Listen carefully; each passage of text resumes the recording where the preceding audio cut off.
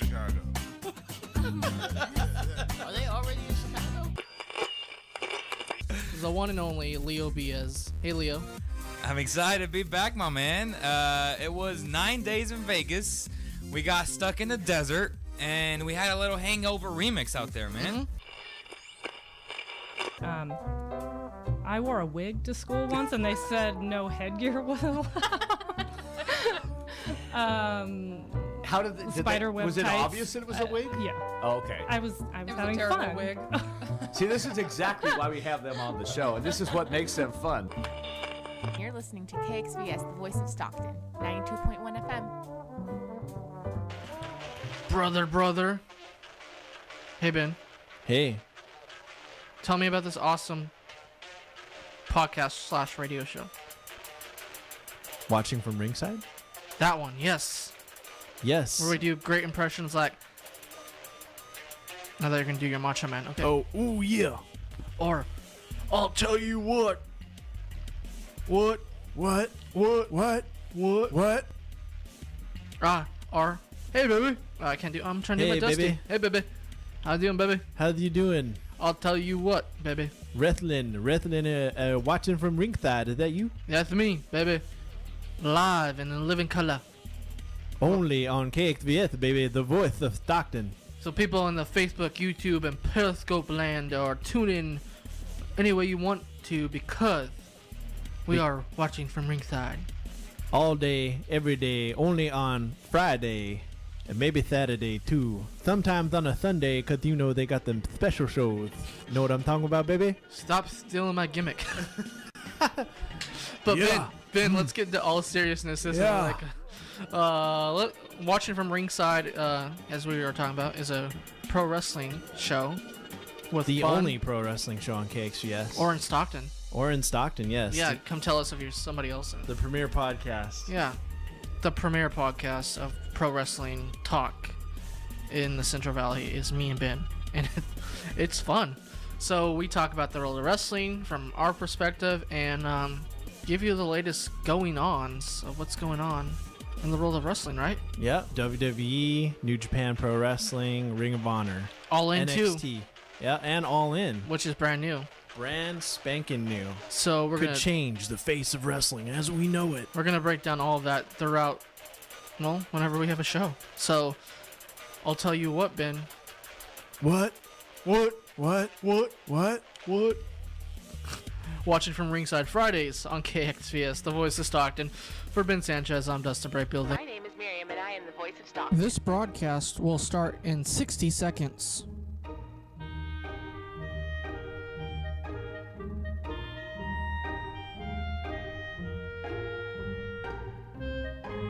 This broadcast will start in 45 seconds.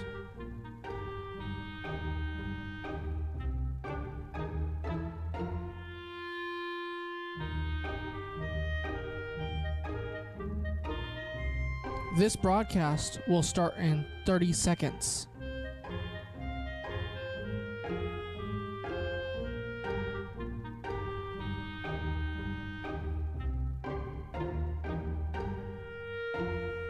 This broadcast will start in 15 seconds. This broadcast will start in 10, 9, 8, 7, 6, 5, 4, 3, 2, 1. The Voice of Stockton. For more information on The Voice of Stockton, go to thevoiceofstockton.org. The views and opinions expressed in the following program do not necessarily reflect those of KXVS, the Voice of Stockton, or its parents, affiliates, management, and staff. Good morning, Stocktonians, and welcome to a special edition of Tales and Tips. I'm so honored to have with me today the CEO of the Emergency Food Bank of Stockton and San Joaquin. Rick Brewer is here, and we're going to talk about everything related to our amazing food bank. Before we begin, I just wanted to give a shout out to all of our listeners that came out for our KXVS block party on Saturday. It was a great success to see over 300 people here. And thank you to all the people that donated items, all of the vendors, everyone that helped to make that event possible. It was wonderful. And we plan to do that again. And just thank you so much. All right, let's begin with you, Rick. Thank you so much for being here today. Well, thank you, Julie, for inviting me. And also thank you for being a member of our board of directors. It takes a lot of hands from people around the community to make us go, and we appreciate all your help. Thank you. Thank you for saying that. And the food bank is so pivotal, not only within our city, but within our county. And we're just going to highlight all the amazing things that the organization and you do in the community on a daily basis that helps so many people. Well, thank you for giving us that opportunity. All right, so let's talk about you. When did you become the CEO of the food bank? How did that happen? And what have you done prior to that that kind of led to this? Sure. Well, I'm almost brand new to the position. I started in April of this year, April of 2018, and it all happened, frankly, because of the untimely death of the former CEO, Mike Donaghy. And I think him so much. I think most people who are around Stockton know the situation, the unfortunate, he was murdered basically, and we're still waiting to find out everything that happened in that case. And so it was a shock to the system, shock to Stockton, and certainly a shock to the board of directors and the employees. It was tragic. Absolutely.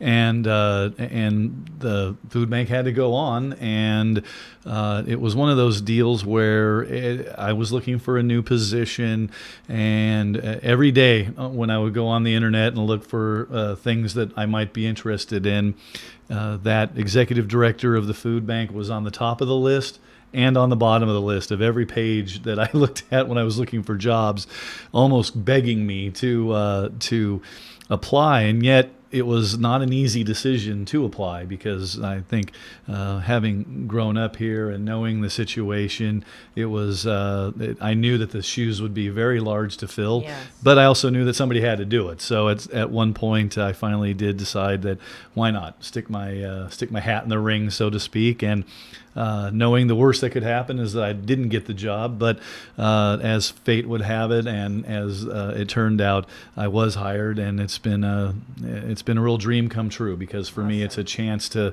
give back to a community that I've lived in almost my entire life. We moved here when I was 2. I'm 52 now, so other than a couple of years away at college and a couple of years away in doing some other things, I've lived here in Stockton, grew up here, went to Lincoln High School, went to Delta College, worked at the Stockton Record for almost 15 years, and so have a lot of community. Yeah, so a lot of history here in Stockton, and so the chance for me to give back to the community that has given me so much for my entire life was really a great opportunity, and so I'm very thrilled to be here. Now, you asked what I did prior to that. Well, as I mentioned, for a little while I was at the Stockton Record. I was in the sports department there for about 12 years. And then the last 2.5 years, I worked in the news department, writing stories on everything from children's sporting events all the way up to the Sacramento Kings, the Oakland Raiders, the 49ers pro teams. And then I covered crime in the South County, so several interesting crime stories that happened in the Manteca-Tracy area and out in the unincorporated areas of San Joaquin County. I also covered the city of Tracy for a while in that era when they were exploding in new development and new population as the first wave of the drain from the Bay Area was coming across the Altamont, and turning a 20,000 city or 20,000 population little city into an 85,000 population bedroom community. So happened so quickly. Exactly, and there was a tremendous amount of angst amongst the old timers, and then a feeling maybe of not even community amongst those that work in the Bay Area and really only came home to sleep and then turn right back around. So it was a very interesting time to be in Tracy. And then I finished my career at the Record as the religion writer, and that was my final beat before I decided to try my hand at something else. And so I went into corporate communications, and I was the director of communications for both Stockton Unified School District and Sacramento City College. And really my work within the community colleges is what I think really kind of helped me guide me into the position that I'm at now. I was at Sacramento City College, and we started a food pantry there, and many community colleges are doing similar work. Yes. They're noticing, as we did at Sac City, that there's a percentage, a fairly significant percentage, in fact, of students that are poor, homeless in many cases, certainly underserved, and so giving them underdocumented, you name it. The community colleges are seeing just a wide spectrum of students that, like I said, I went to Delta College in the 80s, and it's a completely different place now. And they're starting a food pantry.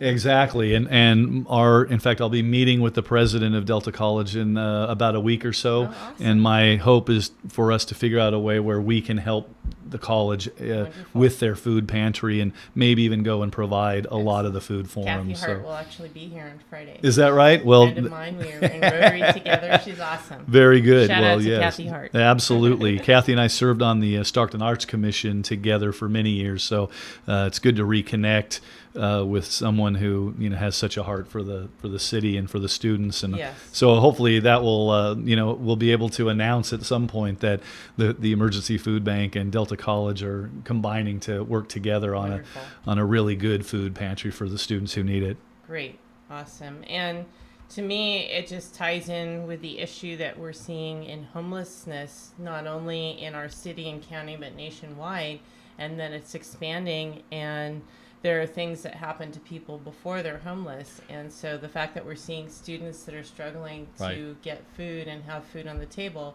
makes sense. Well, I think that you mentioned it. The Emergency Food Bank does not particularly target the homeless population, which may be a misnomer for a lot of people. Many people, including myself, I will be honest to say, before I got the position and did a lot more research into food banks, I thought that the homeless population was probably a big percentage of who the food bank works with, and the truth is that it's actually a very small percentage. The Gospel Center Rescue Mission, the St. Mary's Interfaith Dining Hall, the Stockton Shelter for the Homeless, and a couple of others do actually much more for the homeless. Mm-hmm. But the food bank actually works with that segment of society that's just above homeless. Mm-hmm. And it's like a silent part of the poverty situation. They don't get any of the publicity. No one knows that they're around, and yet it's a really big percentage of the underserved and poor population of our county. And those are people who work. Maybe they've only been able to get a part-time job, or maybe they have 2 or 3 part-time jobs. Maybe they're a low-income senior that's trying to subsist on Social Security only and don't have any kind of 401k or a pension from whatever position they held before. Or maybe it's a veteran, and they're seeing that their dollars just don't go as far as they used to. And so that level of society is having difficulty making it from, the first of the month to the 30th of the month with all the food they need, with, making their rent payment, you name it. Their bills. All their bills. Sometimes they have to make a decision. Do I buy food today or do I pay this bill? And so the food bank is a really important stopgap for that particular aspect of our society. And I heard a statistic not too long ago that 70% of the people who live in Stockton, the families who live in Stockton, are less than one $500 emergency away from not being able to make their rent at the end of the month. Can you repeat that? That's 70% of people who live in Stockton are not able to withstand one $500 emergency and still make their rent at the end of the month. And I was thinking about this just last week because I broke a tooth last week. First time I've ever broken a tooth. And luckily I have insurance and I was able, but it still cost me about $350 out of pocket. And certainly I wasn't prepared. It's one of those, again, one of those emergency type situations, unexpected expense. And I was thinking about that. If that happens to one of the people who comes through our line, right? They can't afford it. They cannot afford to break a tooth and make their rent at the end of the month. They can't afford to get sick and miss 2 or 3 days of work and make their rent payment at the end of the month. They can't afford for their child to get sick and them have to take days off from work in order to care for their child.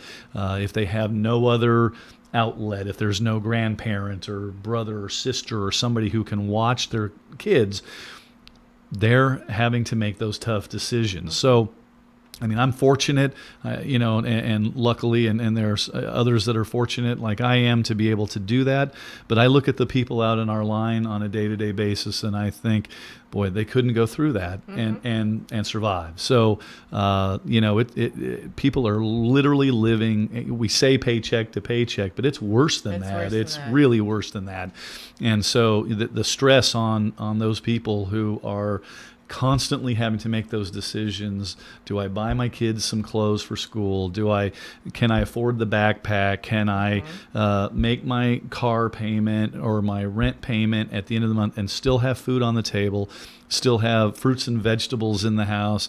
There's a lot of people who can't make that decision in the way that we'd like them to make it. And so the food bank is really helpful for that segment of our society.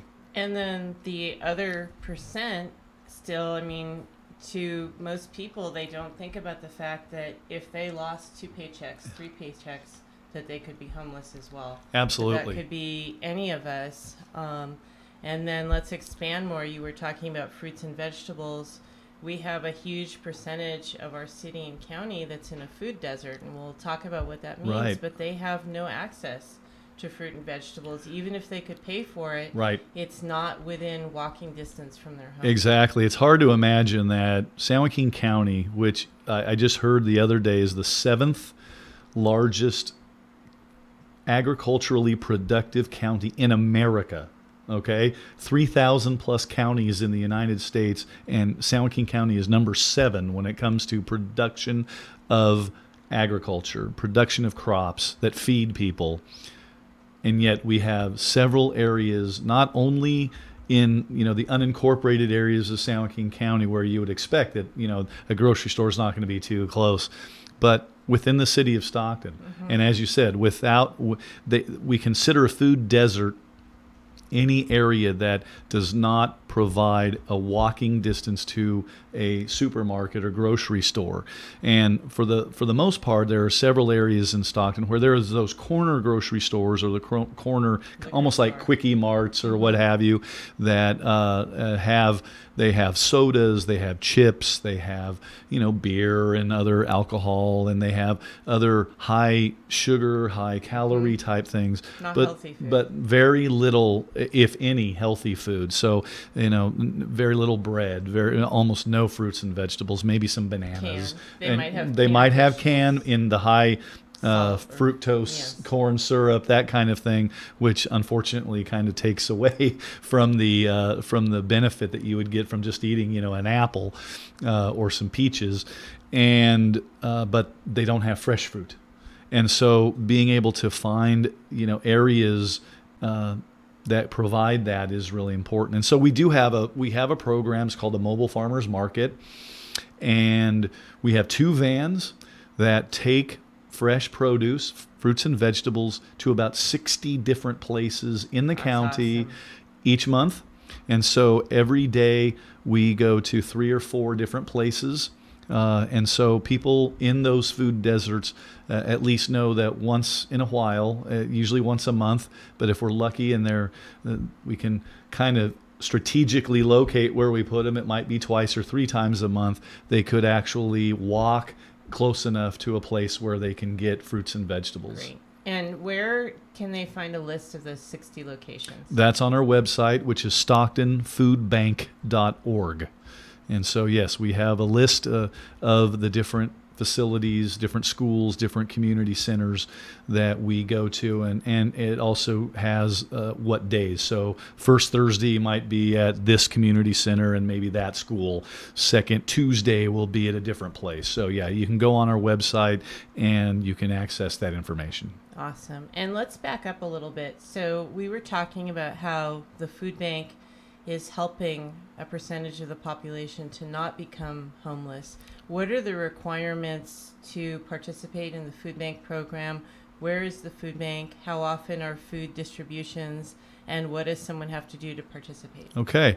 I think we have one of the easiest ways to actually access the charitable donations that we are given, and that basically is that the only piece of information that we require is an address within San Joaquin County and proof of that address. So if that means an ID, a California ID, and then a piece of mail to the same address, whether that's a PG&E bill or a phone bill or even just a regular piece of mail.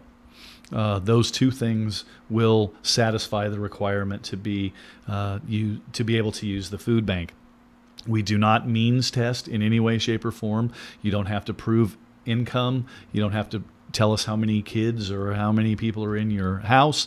We do not look at the federal poverty limit or anything like that. If you live in San Joaquin County and can prove that to us, you are eligible to use the food bank. Awesome. And then is there a wait time? I mean, can you walk up and you show can that? walk up. Yes, if you have those two pieces of information, we will take your information right then and there. We'll take your photo and we'll give you a little card that we would ask you to keep so that when you come back the next time, you don't have to keep bringing an ID and a piece of mail. You just have a little card that we scan in, and it tells us how many times you've been to the food bank, and you keep that card, and you can come back every 2 weeks as long as you need us. And we give out food Monday through Friday, 9 a.m. to noon every day, every weekday, I should say.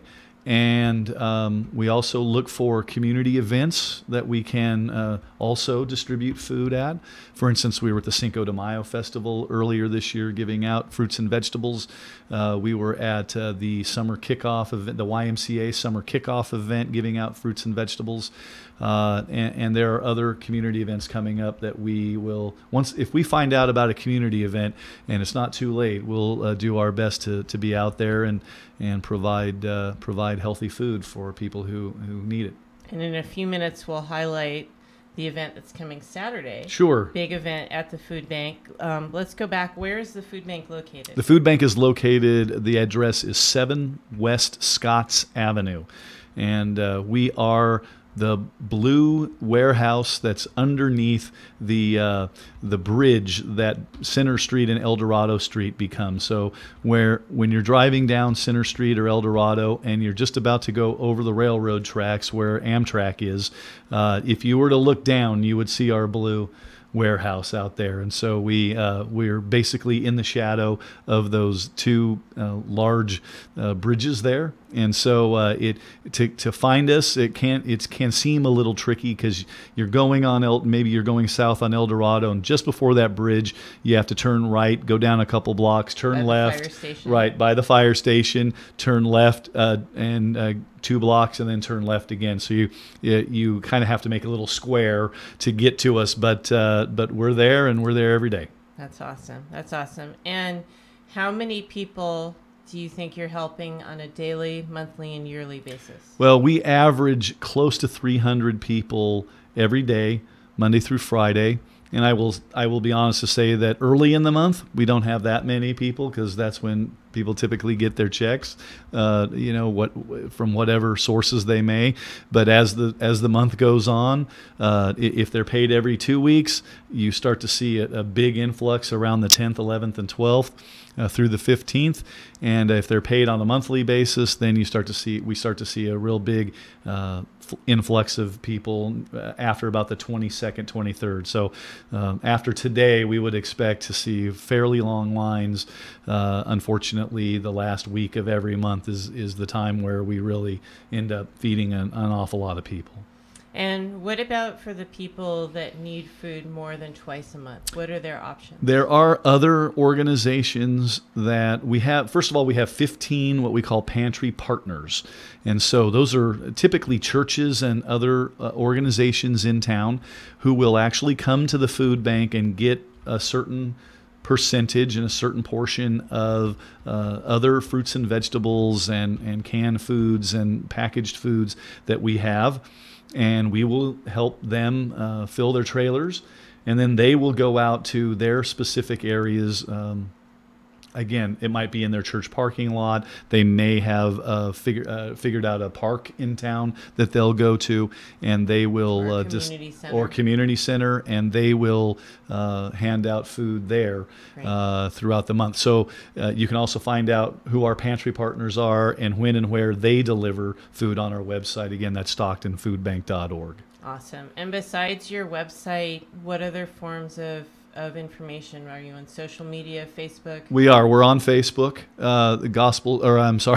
The Emergency Food Bank of Stockton San Joaquin is on Facebook, and we've had a pretty nice following on that recently. So yes, it's we're trying to do all the different types of communication we can possibly do.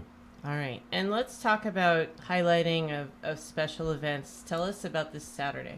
This Saturday, that's July 28th, is our 5th annual Christmas in July, and that is a 3-hour health fair and backpack giveaway. And so we have been collecting backpacks and school supplies for several months now, and we will be handing them out to about 1,000 children between the ages of 5 and 18, so school-age children. That day we had 800 reservations, registrations. Yes, we went up from last year when they had about 450. We're up to 800 registrations of young people who will be there. We've made it clear that they have to be there with their parent in order to pick up one of the backpacks, and we're filling them with binder paper and pencils and pens and highlighters and rulers and a couple of other things that they'll need for the start of school, because we know school's right around the corner. Hard to believe, isn't it? It feels like we're in the middle of summer, and yet school is right around the corner already. So yes, we expect I'm hopeful that all 800 will show up, and then we'll have a couple of hundred extra for those that didn't register first. But we expect to give out 1,000 backpacks on Saturday. Did you want to give a shout out to any of the sponsors or organizations that are filling the backpacks? Sure. We've got 30 different community groups that are also going to be on our site on Saturday. They range from the Community Center for the Blind to Golden Valley Health Centers, I believe is what they're called. We're actually going to have a dentist on staff there that day. Yeah, that's new this year. That's exciting. And so, yeah, she'll be handing out toothbrushes and floss, and also she'll be checking mouths for children that may need it. We know that our young people, particularly low income 0 to 5s, are not getting to the dentist and they're having trouble. And so this is an opportunity at least to get a little screening going and see if that's necessary. And RTD is usually always RTD is usually there, although I think they're not going to be there on Saturday. Unfortunately, they just called us and said they were double booked, and so unfortunately they're not going to be there. But hopefully next year when we have it, they'll be back, because that gold bus and everything that they have is really important, and it's important for the kids to know about the bus and how to use the mass transit in town. But we have several other vendors that are going to be there that day. We will be handing out fruits and vegetables again through the mobile farmers market, and of course the backpacks. And we'll also have a group of barbers that'll be there to cut hair for the young kids. So it's going to be a very festive and exciting day at the food bank on Saturday the 28th. And then the people that are coming to get the backpacks, they need to connect with so many vendors to be able to get the backpack. And the point of that is to connect them to services that can enrich their lives. Exactly. And help them. Yeah, we're asking, again, we have 30 vendors that are going to be there, and we're asking each family to at least go to 20 of them and get a little stamp on their passport. And of course, with each one that they go to, those organizations are going to give them some information about what they do in the community and how they can help. As you said, it's very important for us to do what we can to get information of all the different services in the area for those people who need them. Great. And are we giving out books this year? I don't think so. Okay. I think that those were typically for the under fives, and we just haven't been able to coordinate that this year. Okay, maybe next year. Yeah. All right. And I know the Lions are cooking hot dogs. Yes. Thank you very much excited for about that. setting that up. Yeah. I'm excited. Shout out to Stockton Host Lions. All right. So where does the funding for the food bank come from? 70% of our funding is local, and that's local individuals who give us anywhere from $10 a month sometimes, or just a donation of $50 every now and then, to individuals who support us at a much higher rate than that, to businesses in town that sponsor things like the Christmas in July event or our Run Against Hunger in November, or just sponsor us because they see the need that the food bank is helping to satisfy, and also we get corporate money and local grants. For instance, we get a tremendous amount of money through the community development block grant from the city of Stockton, from the city of Lodi, and from San Joaquin County, and that in many ways helps us with our mobile farmers market and the ability to purchase those fruits and vegetables at drastically reduced rates, so that we can then in turn give them for free out to the people who need them. The other 30% does come from grants, other grants that we get, whether they be local grants. We have several families in the area that have developed their own foundations with several $1,000s every year that we apply for, and sometimes we get, sometimes we don't, but we've been very fortunate to get a nice percentage of that, and there are other granting opportunities as well. So we are like most nonprofit organizations, we are constantly looking for ways that we can figure out and new ways to get money, new programs maybe that people are looking to fund, because there's some great organizations out there that we are looking to work with, and so yeah, it takes a. We used to say it takes a village, right? Well, it takes a tremendous amount of people to keep the food bank going. Yes. And in addition, I've got to make a shout out to our donors of food. We tend to get a tremendous amount of food from some of the industrial food companies, like Trader Joe's is a big donor to the food bank. CNS Foods, Bimbo Breads, Niagara Water, those are all donors to the food bank, and they help us because right now, believe it or not, Julie, right now we have about 350,000 pounds of food in the food bank, in our warehouse, that we're trying to get rid of. But every time we get rid of some, we get more donations, which is so wonderful. So we are we're going to be there every day, out there helping people that need the help. All right. And we also have organizations such as NAFA and other companies that put on golf tournaments for us, which is wonderful because that's so needed. And we have other fundraising events. I know you mentioned the Walk Run Against Hunger, right? And we're still looking for people to sponsor that. Sure. Event. We have some, but it would be great to have more. Absolutely. Let's talk about that. Well, event. I think the Run Against Hunger maybe I'm biased, but I think the Run Against Hunger is probably the most well-known fundraising event in Stockton. It happens every Thanksgiving morning, about 8 o'clock in the morning. 3,000 to 3,500 people actually give up a portion of their holiday on Thanksgiving to come downtown and feel less guilty. Yeah, that's right. To walk and run a 5-kilometer, 3.1 mile course. And some actually do it twice for a 10K, and all the money that's raised that day goes to the food bank, and it has definitely become our signature event. Awesome. Our biggest fundraiser, no doubt. We have we get sponsors from many companies throughout the area, and again, we get the entry fees from almost 3,500 runners who come out that day, and they help us. And so, yes, the Run Against Hunger is, again, it is our signature event, and I think one of the best and greatest fundraising events in Stockton on a year-to-year basis. And some of the other amazing things that the food bank does that people may not be aware, we give away food at Thanksgiving and at Christmas so that people can celebrate those holidays and not worry about being able to buy a turkey. Absolutely. I think when people think of the food bank typically, I think they almost automatically go to those two events where we hand out turkeys and for Thanksgiving and for Christmas. The lines are long, and it's a big, long, hairy day for the people that work and volunteer for the food bank. But it's so needed.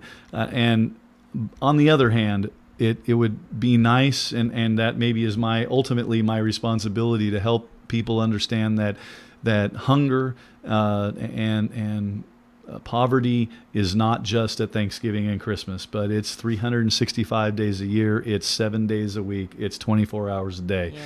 In this county, there are literally thousands and thousands of people who, if we were to give out turkeys every week like we do at Christmas and Thanksgiving, thered be people there to take them.